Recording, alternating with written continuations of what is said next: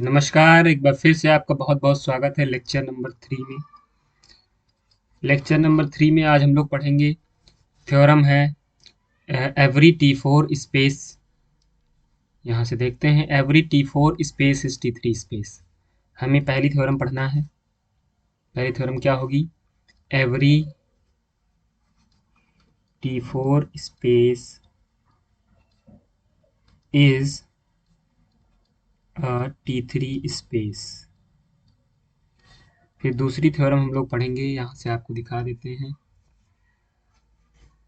दूसरी थ्योरम इसको पहले बड़ा कर देते हैं। दूसरी थ्योरम हम लोग पढ़ेंगे every T three space is a T two space. तो यहाँ से हम लोग पढ़ेंगे every every T three space is a T two space. इसके बाद हम लोग पढ़ेंगे कंप्लीटली रेगुलर स्पेस, यानी कंप्लीटली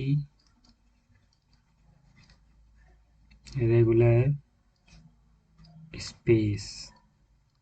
ठीक है, चलिए।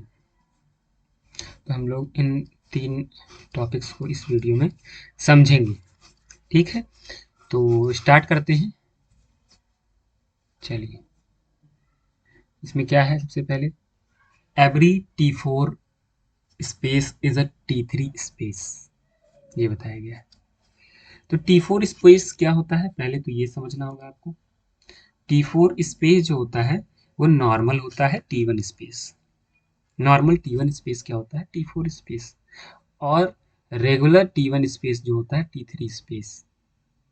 ठीक है, तो बहुत ही आसान। अगर आप लोग एक बार दोनों को दोनों में क्या रिलेशन डेवलप करेंगे, नॉर्मल और रेगुलर में, तो बहुत ही आसानी से ये समझ में आ जाए। चलिए, तो स्टार्ट करते हैं। पहले एक बार इसको हम देख लेते हैं कि कैसे किया गया है। इसके बाद में हम आपको उसकी समरी बताते हैं कैसे हम करेंगे एग्जाम में। So let X comma T be a topological be a T four space so that X is the T one normal space. इन्होंने यही बताया जो हमने कहा। Then we have to prove that X is a T three space that is T one regular space.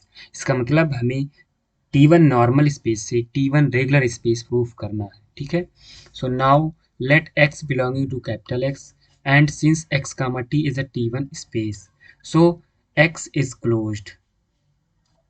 Late X belonging to capital X and F is a closed subset of X such that X does not belong to F, then X comma T is a T1 space. So closed set X जो है किस तरह होगा? इसका to disjoint होंगे, यानी दोनों X close set X और F are two disjoint closed subset of X comma T. Then X is normal space and X and F are two disjoint closed subset of X. एक ही है, हमें चलिए देख पढ़ लेते हैं फिर आगे बताते हैं आपको।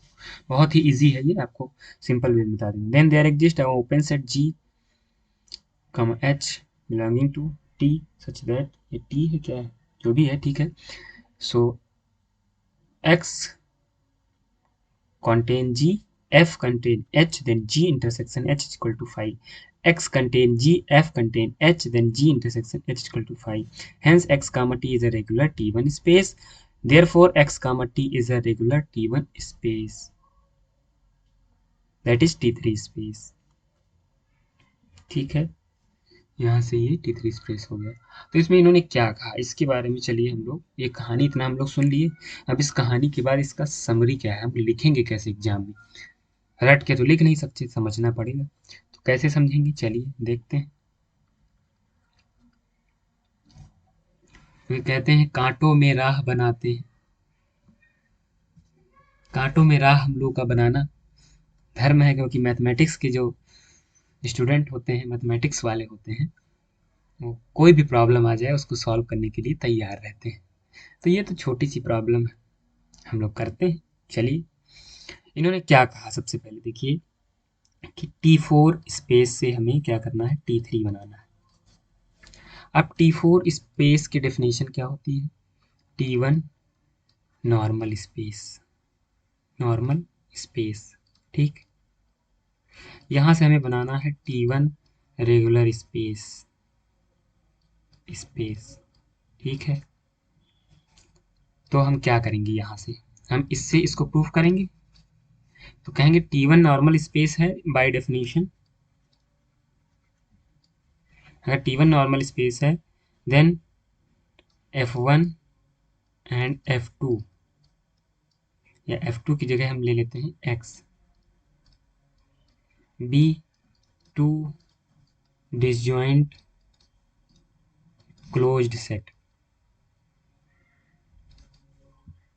क्लोज सेट है। और कैसे हैं, X जो है does not belongs to F1, यानी F, इसको F कर दो, F। Then there exist G and H such that G intersection H is equal to 5, where G contain, oh sorry, where X contain in G belongs to G and F belongs to H। इस तरह से ये हो गया। तो अगर इतना हो गया तो यानी कि नॉर्मल स्पेस की डेफिनेशन हो गई, ठीक है।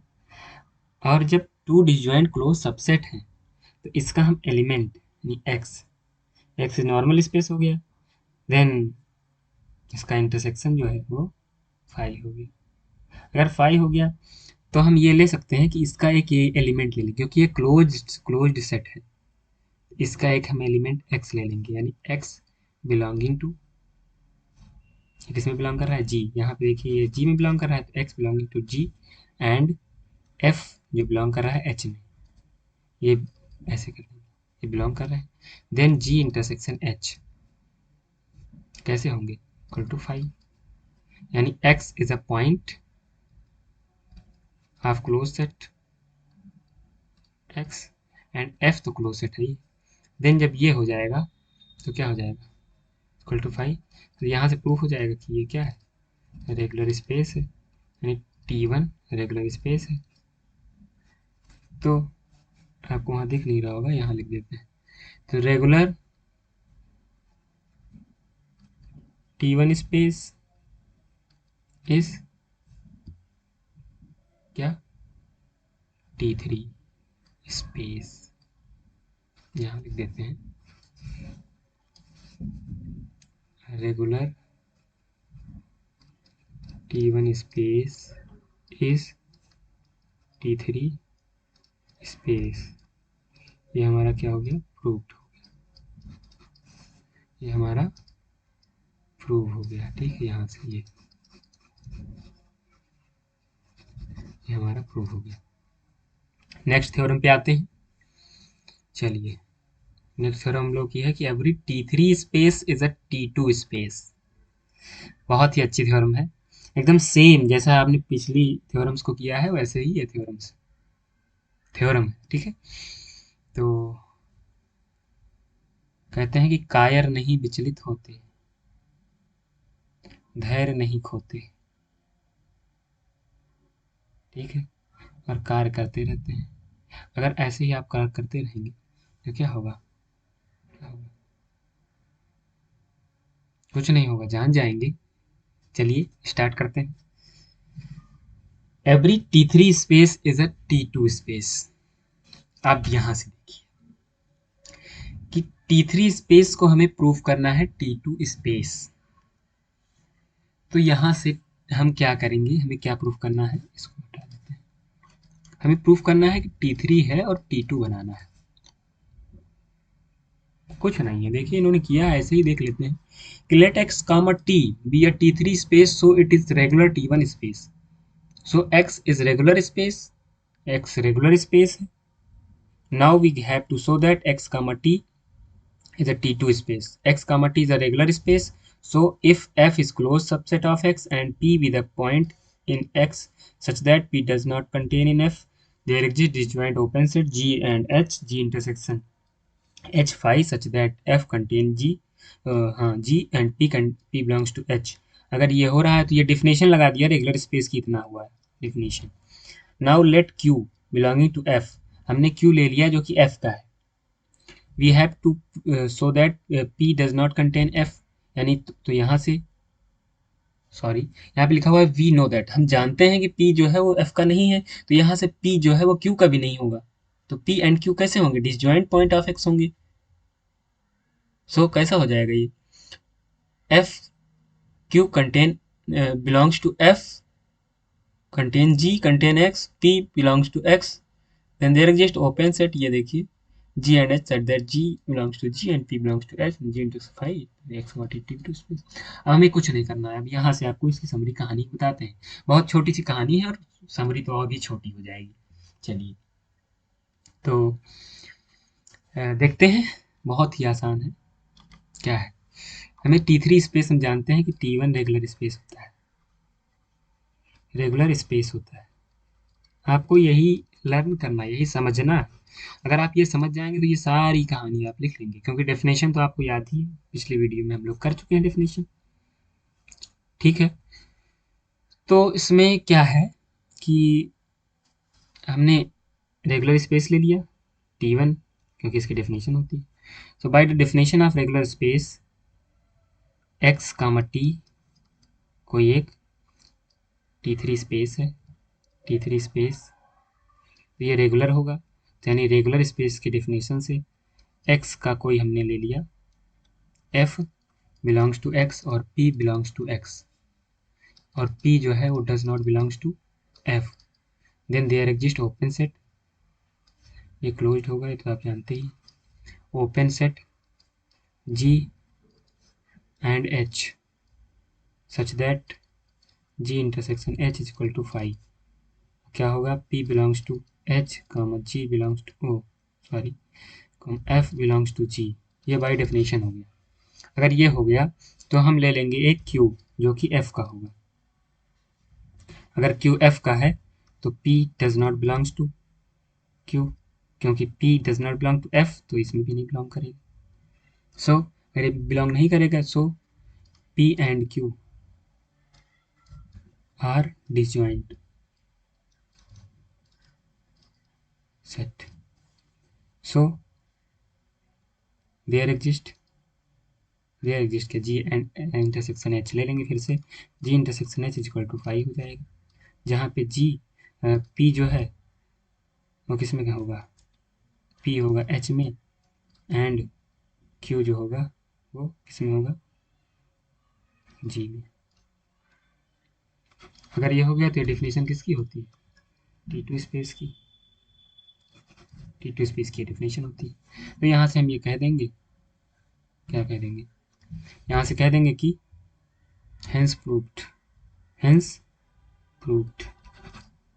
चलिए, तो इतना हम लोगों ने कर लिया। इसके बाद में हम लोग आते हैं अभी एक और, चलिए इसको हम लोग नेक्स्ट में देखेंगे। तब तक हम लोग कंप्लीटली रेगुलर स्पेस की डेफिनेशन समझ लेते हैं क्या होता है, छोटा सा। नेक्स्ट वीडियो में हम लोग कंप्लीटली रेगुलर स्पेस का डेफिनेशन अच्छे से समझेंगे, उसकी थ्योरम पिछली वाली जो बची है इसको करेंगे और आगे का करेंगे। तो कंप्लीटली रेगुलर स्पेस क्या होता है? यहाँ से देखिए, a topological space x comma t is called a completely regular space if given a closed subset f of x and a point x belonging to x such that x does not belongs to f, there exists a continuous function f such that x to mapping है f mapping x to 0, 1 close interval with the property fx is equal to 0 f1 is equal to 1। ये तो definition है, इसे हमें याद करना होगा, और कैसे याद करेंगे ये भी बता देते हैं।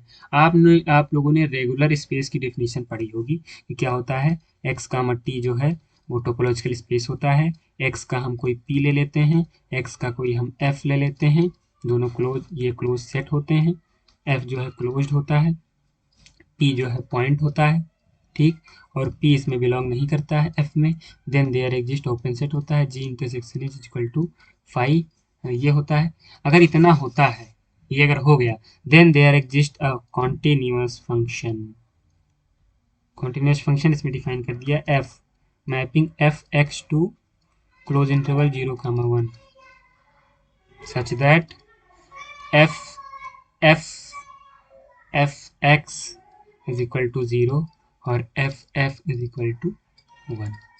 यानी x की जगह हम क्या ले लेंगे यहाँ पे p, क्योंकि हमने पॉइंट p लिया है, तो X P is equal to 0 और F F is equal to 1। ये जो होता है ये कंप्लीटली रेगुलर स्पेस की डेफिनेशन होती है। तो चलिए नेक्स्ट थ्योरम जो अभी छूट गई हम लोग की, उसको हमने अगले लेक्चर में करेंगे, और इसके आगे कंप्लीटली रेगुलर स्पेस उसकी थ्योरम्स अच्छे से समझेंगे। तो मिलते हैं नेक्स्ट वीडियो में, तब तक के लिए जय हिंद, बाय बाय।